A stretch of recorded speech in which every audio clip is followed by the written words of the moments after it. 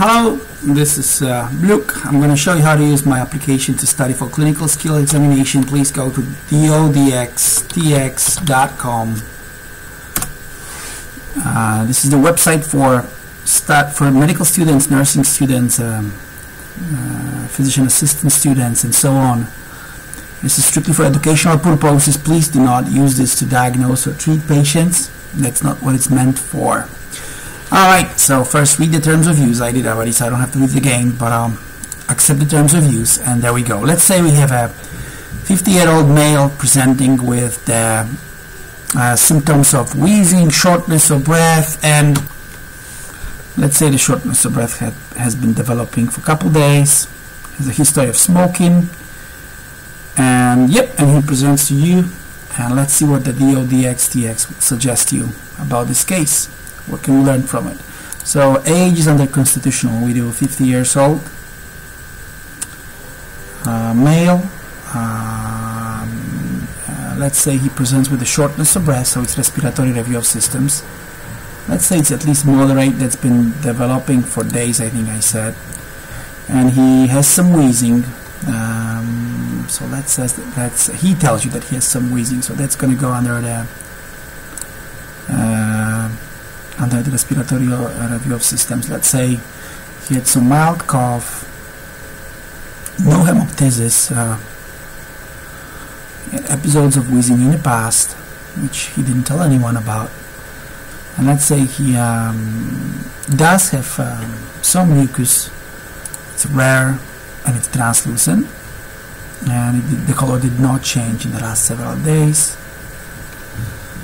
Let's say that there's no chest pains or anything like that.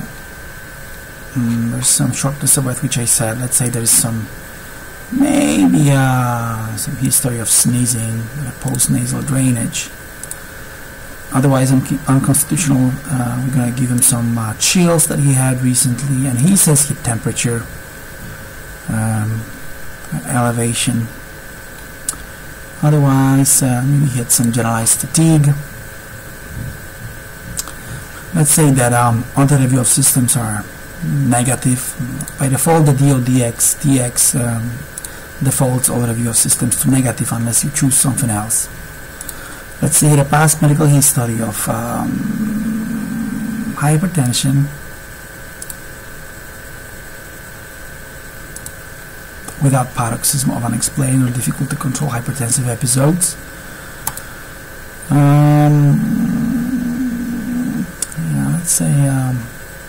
Let's say he has been using some ibuprofen to control his symptoms. Let's say somebody in the family, the first degree relatives had asthma.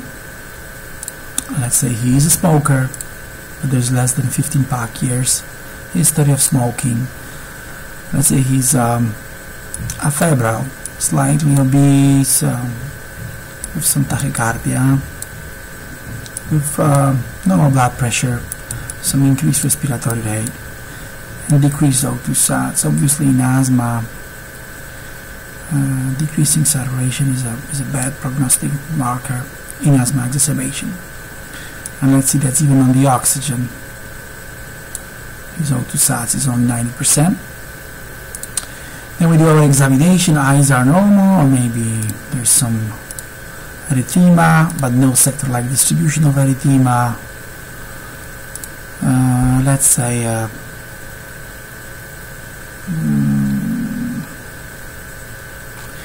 let's say there's some discharge.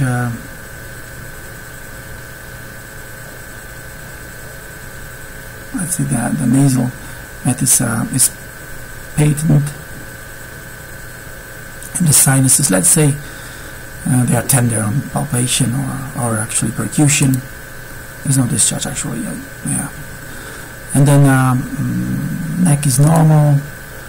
Let's say there's some wheezing on both sides on expiration, and decreased breath sounds on both sides, and prolonged expiratory phase, and using accessory respiratory muscles. Let's say other examination is normal by default. Again, DODXTX defaults all the exam to normal as well, unless you check something. Alright, let's see what DODXTX thinks about this constellation of symptoms and signs. We click start and we wait. It analyzes all the symptoms. Remember again, it was a 50-year-old male with some history of wheezing and wheezing on a respiratory exam, afebrile with some generalized fatigue, some subjective fevers. He's afebrile now, some chills, and some dyspnea. Oh, there's the results. So this is the what the DODXTX suggests patient might have. It gives about 72% chances the patient has asthma exacerbation with acute respiratory failure. What do you guys think about that? It senses the patient has chronic asthma. It suspects pleural effusion, maybe because let's go back to the case data, maybe because patient had decreased breath sounds at both sides bilaterally. Let's see the results again.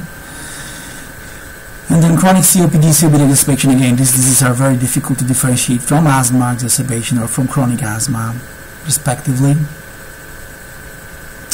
And there is asthma exacerbation of without acute respiratory failure.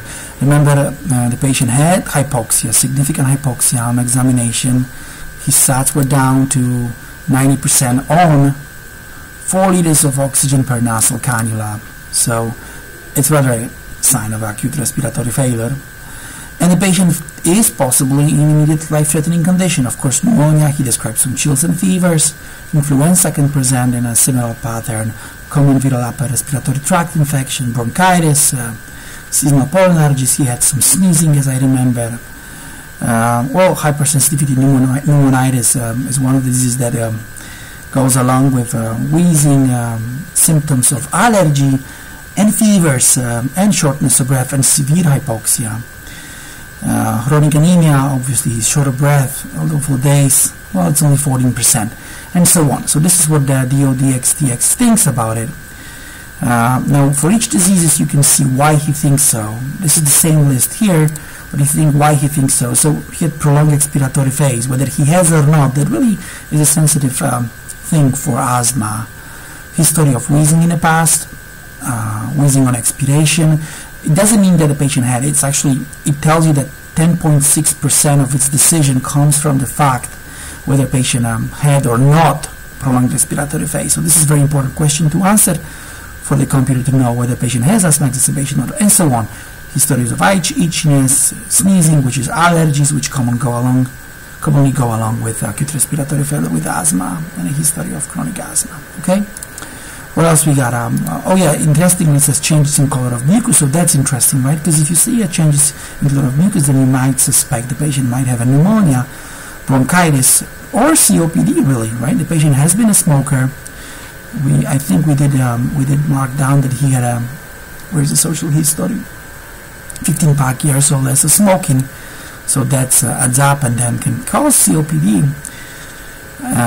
What else we got? What are the diseases he thinks patient might have? Chronic asthma again. Similar symptoms are important for the diagnosis of that. Pleural effusion. Well, there was no crackles, but there was decreased breath sounds and auscultation. So whether the patient had or not crackles is also important, right? Because obviously the decreased breath sounds and auscultation from pleural effusion may be commonly found in pneumonias, right? And pneumonia's main sign is a rails on inspiration. History of pruritic chest pain, whether the patient has or no. Obviously, if he had this patient did not have pruritic chest pain, but if he had one, obviously it's important for the computer to know whether the patient might have a pleural effusion. So if we go back and answer this question, we will see what happens. Actually, we're going to play around a little bit with the symptoms. We're going to change more of a we're going to make a case a little bit different. I'm not going to tell you what I'm going to do. Let's see if the computer guesses it, and some of you might know earlier what we're going to do. And then obviously the oxygen, low oxygen in massive pleural effusions is pretty common findings. Hemoptysis, which may be associated with the cancer, which may be associated with the pleural effusion. So these are the questions you want to ask if you suspect pleural effusion. These are the signs you want to check with physical examination. And in COPD exacerbation, Remember the definition of the COPD exacerbation is a recently increased or change amount of mucus production, character of the mucus, which may be a color or thickness of the mucus, and then dyspnea, recent increase in dyspnea, and patient had shortness of breath within the last couple of days. Chronic expiratory phase. Do I have a smoker here? I don't have a smoker. That's interesting. Obviously, those symptoms are even more important. And then chronic COPD. Again, prolonged expiratory phase, history of wheezing in the past. It's more important than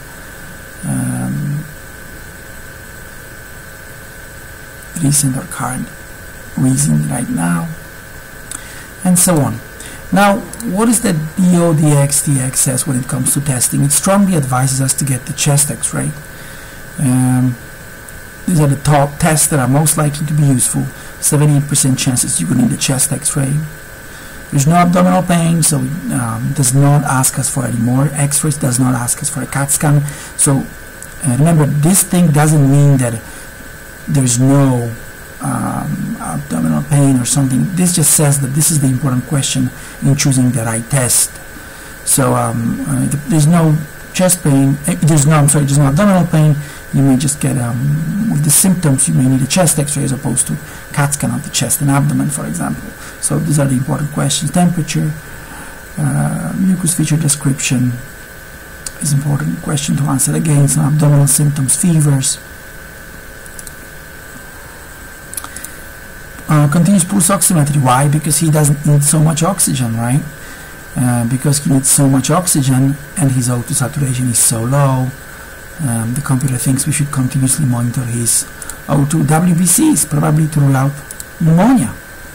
Comprehensive metabolic panel to know more about a patient, what's going on, to rule out any obvious reasons for respiratory failure, like for example renal failure and fluid overload or other issues. Procalcitonin, very sensitive test for bacterial infections.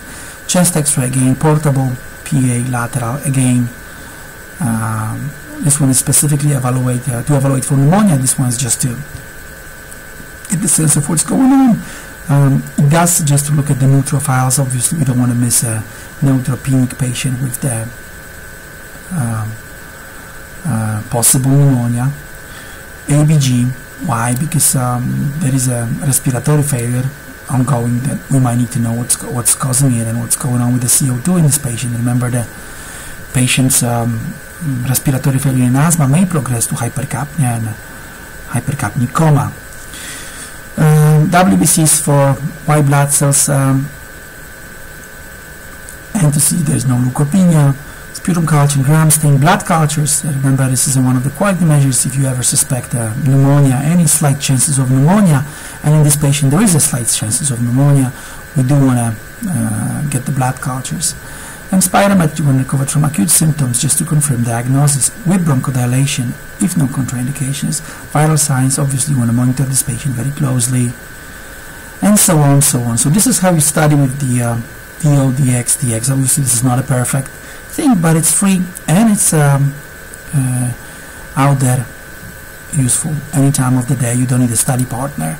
Let's say we're going to change the case a little bit. Let's say the patient had fevers like he says. Let's say the dyspnea is actually slightly more severe. Let's say there is actually a fever right now when you examine the patient. There's more tachycardia and there is actually slight hypotension. So this is obviously a sicker patient right now. Let's make sure the patient has a little more complicated past medical history to make it more problematic for the let's say there's a history of CHF and a history of diabetes. Obviously diabetes makes you more prone to infections, and the heart failure makes us heart failure exacerbation, history of heart failure. Let's say patient is allergic to iodine containing dye.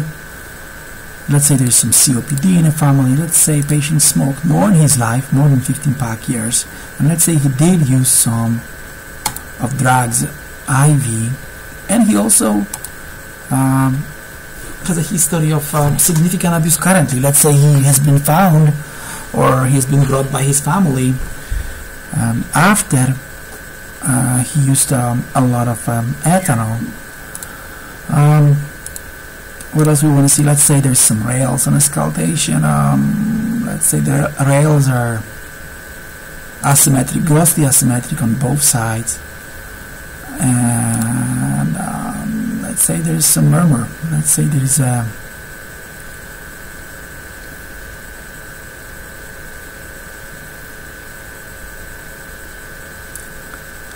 which murmur you want to do? Let's say there's a murmur, holosystolic or systolic murmur present at second or third left intercostal, can be slightly shifted. Let's say this is what we got, and let's say it does increase after inspiration and 1 or 2 cardiac beats, so-called Carvalho sign. And let's say patient is slightly unconscious. Let's say patient is slightly unconscious. Let's say there's a slight confusion. He's only oriented to 1 out of 3. And he's drowsy but arousable. And let's say verbal stimulus enough for his arousal. Not agitated. And upon awakening can maintain responsiveness for some time. Alright, let's see what this case will be. Most of you probably already have an idea what is going on here. So as you see, the DODX does take a minute. Hopefully it's worth for you to wait that minute. And as you see, the DODX gave us some results. What do they think right now? Well, they think the patient may be in immediately life-threatening condition. And why is that? It looks at the blood pressure. Patient is hypotensive, tachycardic, is drowsy, is low O2 sats, and poor verbal contact. Obviously, this is a serious condition. So patient does think that patient is in a life-threatening condition. Still thinks the asthma is possible, but now it gives us pleural effusion, likelihood about 60%, pneumonia, sepsis. And why the sepsis? Because of the fevers, poor mental status, right? And obviously it does check other symptoms when it answers this question, although they do not apply to this case, but it lists generally reasons why. The other way to look at it, the DODX lists here other important things that the computer looks at, even when they are not present, so the sepsis will be less likely if there is obviously no history of overly frequent urinations, even though they don't apply to this case. But as you remember, the DODX defaults everything to no, so it takes a no. There is no overly frequent urination, so it probably decreases the chances of sepsis. We know that from our clinical reasoning. What else it thinks? Chronic asthma, pulmonary hypertension. I wonder why is that? Jugular venous pressure, there was no, so that obviously decreased the chances only to 42%. But there is a Carvalho sign on auscultation, which is quite sensitive to pulmonary hypertension. And why is it? Obviously the patient is abusing IV drugs that can cause the right heart failure due to tricuspid valve endocarditis and cause the Carvalho sign if there is a significant regurgitation, and that can then finally cause pulmonary hypertension, chronic COPD, septic shock. Again, this is just a sepsis, this is septic shock, obviously the mental status, hypotension, hypersensitivity, pneumonitis, asthma, anticipation, influenza, pulmonary embolus in this case, shock, pollen allergies, CTEPH, which is a kind of case of chronic pulmonary embolism that leads to pulmonary hypertension, metastatic disease to lungs or primary lungs neoplasm. Why is that, I wonder? Well, patient has been smoking, although there is no hemoptysis, no pleuritic chest pain. Opiates overdose, remember patient is drowsy, there's a respiratory failure, there's no question about it, and so on. Neutropenic fever, pulmonary hypertension, secondary to left heart disease, patient has a history of CHF. Yeah, so this is what it thinks the patient might have. What what the DO-DXTX recommends to order. O2 SATs, continuous oximetry monitoring, comprehensive metabolic panel, CRP, ICU admission for further monitoring. Why is that? Well, patient's hypotensive, obviously, so it does take it into consideration. Tachycardic, requires high O2 oxygenation. Continuous telemetry, obviously, patient's tachycardic, hypotensive, and so on. Blood cultures, patient septic, right? It does think the patient might have a sepsis, so it should get the blood cultures. ESR, obviously to see what's going on and how significant infectious process is, to discriminate between CHF and the right heart failure from infectious disease. Chest X-ray, throughout pneumonia, patient did have asymmetric rails. UA to work up a septic shock, right, because patient may have a urinary infection. Sputum culture and gram stain, chest X-ray, and so on. Calcitonin, it's still 62%. WBCs, look for leukopenia, absolute neutrophil count. ABGs, this is all 62% likelihood of being useful. So this test should be really should really be ordered on this patient. Procalcitonin, ABG, spirometry when recovers. Obviously, there's still this asthma. NA, sodium on CMP or BMP. Why? Because patient has a change in mental status. Vital signs every 15 minutes. The ICU protocol for septic shock or a shocky patient. WBC, CBC, so on, GFR, and the CAT scan, D-dimer, and so on. And then if you, let's say you don't agree with this, be my guest, send me a comment. Hey, Luke, I don't think we should be getting ESR on this patient. This is XYZ at, whatever, email.com, right? And then you send this to me, I get this email, and I may, I may comment on that or work on that, and we stay in the chat, and we stay in touch. And that's pretty much all I wanted to show you. Hope you enjoyed this presentation. Again, you may find this application under DODX.com.